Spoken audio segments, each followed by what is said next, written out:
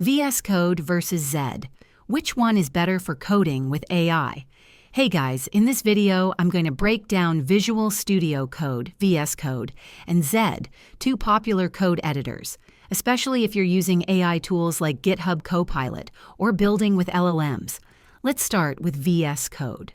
It's been around forever and is the go-to editor for most developers. It works with every language, has tons of extensions, and plays super well with AI tools like Copilot.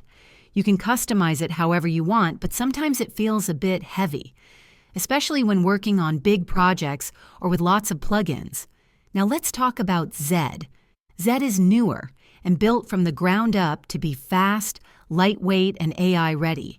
It supports multiplayer editing, real-time collaboration, and is designed to work smoothly with AI-powered features. If you're into speed and modern design, Zed might feel like a breath of fresh air, especially if you're building web apps or using AI tools daily. So which one is better?